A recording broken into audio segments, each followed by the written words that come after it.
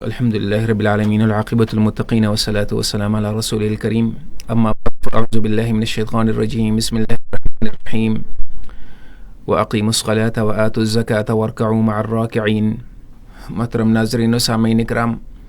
رمضان المبارک میں عموماً لوگ زکوٰۃ کی ادائیگی کا اہتمام کرتے ہیں، اگرچہ یہ بات درست نہیں۔ وجہ اس کی یہ ہے کہ جب بھی انسان صاحب نصاب بن جائے اسی وقت زکوٰۃ کو ادا کرنے کا اہتمام کرنا چاہیے۔ زکوٰۃ فرض ہونے کے بعد بھی رمضان المبارک کا انتظار کرنا کہ رمضان المبارک کے اندر ہی میں نے زکوٰۃ ادا کرنی ہے، تو یہ طریقہ درست نہیں، ایک فرض کے اندر تاخیر کا سبب ہے۔ بہرحال اللہ تبارک و تعالیٰ نے فرمایا کہ وَأَقِیمُوا الصَّلَاةَ وَآتُوا الزَّکَاةَ، کہ آپ نماز قائم کریں اور زکوٰۃ ادا کریں، جو اسلام کے بنیادی ارکان ہے۔ اسلام کے بعد اس میں زکوٰۃ کی ایک خاص اہمیت ہے، جیسے کہ اسلام کے بنیادی ارکان میں نماز، روزہ، حج اور زکوٰۃ ہے۔ تو زکوٰۃ یہ بھی اللہ تبارک و تعالیٰ کا حکم ہے۔ زکوٰۃ کی ادائیگی نہ کرنے کے اوپر اللہ تبارک و تعالیٰ نے فرمایا کہ وَالَّذِينَ يَكْنِزُونَ الذَّهَبَ وَالْفِضَّةَ وَلَا يُنْفِقُونَهَا فِي سَبِيلِ اللَّهِ فَبَشِّرْهُم بِعَذَابٍ أَلِيمٍ يوم يحمى عليها في نار جهنم فتكوى بها جباههم وجنوبهم وظهورهم هذا ما كنزتم لأنفسكم فذوقوا ما كنتم تكنزون۔ اللہ تعالیٰ فرماتے ہیں کہ وہ لوگ جو سونا اور چاندی ذخیرہ کرتے ہیں اور اس میں اللہ کا حق ادا نہیں کرتے اور اللہ تعالیٰ کے راستے میں خرچ نہیں کرتے، تو فرمایا کہ ان کو دردناک عذاب کی خوشخبری سنائیے۔ اور آگے اللہ تعالیٰ فرماتے ہیں کہ یوم یحمى علیہا فی نار جہنم، فرمایا کہ قیامت کے دن اس سونے اور چاندی کو جو انسان نے جمع کیا ہوا ہے اور اس میں زکوٰۃ وغیرہ کی ادائیگی کا اہتمام نہیں کرتا، اس کو اللہ تبارک و تعالیٰ جہنم کی آگ کے اندر تپائیں گے،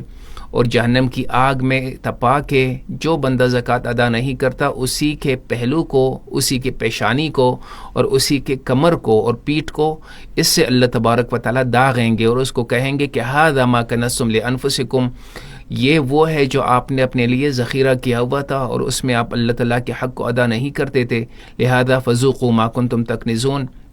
جو آپ نے جمع کیا ہوا تھا اب اس کا عذاب اب چکو۔ تو زکوٰۃ ادا نہ کرنے کے اوپر یہ شدید ترین وعید اللہ تبارک و تعالیٰ نے بیان فرمائی ہے۔ اور جو لوگ زکوٰۃ ادا کرتے ہیں ان کے بارے میں حضور اکرم صلی اللہ علیہ وسلم نے فرمایا کہ جو بندہ زکوٰۃ ادا کرتا ہے تو ایک فرشتہ اس کے حق میں دعا کرتا رہتا ہے اور وہ یہ کہتا ہے کہ اللہم اعطِ منفقا خلفا، یا اللہ جو آپ کے راستے میں خرچ کرنے والا ہے، زکوٰۃ دینے والا ہے، یا اللہ اس کو اس کے اس خرچ کرنے کے اوپر اس دنیا کے اندر بدلہ عطا فرما، یعنی اس کے مال کے اندر اللہ تعالیٰ برکت عطا فرمائیں گے۔ اور آگے ایک بات جو ارشاد فرمائی آپ صلی اللہ علیہ وسلم نے کہ ایک فرشتہ ایک بد دعا بھی کرتا ہے، وہ یہ بد دعا کہ وَأَعْطِ مُمْسِكًا تَلَفًا، جو آدمی خرچ نہیں کرتا اللہ تعالیٰ کے راستے میں، زکوٰۃ کو ادا نہیں کرتا، فرمایا کہ یا اللہ اس کے مال کو ہلاک کر دے، اس کے مال کو تلف کر دے، ضائع کر دے۔ تو اس وجہ سے زکوٰۃ کی ادائیگی کا اگر ہم اہتمام کریں گے تو زکوٰۃ کی ادائیگی کی وجہ سے اللہ تبارک و تعالیٰ ہمارے مال کے اندر برکت عطا فرمائیں گے۔ اور جو لوگ اللہ تعالیٰ کے راستے میں زکوٰۃ کو ادا نہیں کرتے اس کے لیے حضور صلی اللہ علیہ وسلم نے فرمایا کہ فرشتہ یہ بد دعا کرتا ہے کہ اللہ جو زکوٰۃ ادا نہیں کرتا اس کے مال کو تلف کر دے۔ نصاب زکوٰۃ کا یہ ہے آج کل کے اسٹیٹ بینک کے حساب سے تقریباً 1,80,000 روپے، جس بندے کے پاس اس کی ضرورت اصلیہ سے زائد ہوں، شرعی طور پہ وہ مالدار ہے اور ان پیسوں کے اوپر اگر سال گزر جائے تو ان پیسوں کے اوپر زکوٰۃ کی فرضیت عائد ہو جاتی ہے اور زکوٰۃ کی ادائیگی کا اہتمام کر لینا چاہیے۔ وآخر دعوانا الحمد للہ رب العالمین۔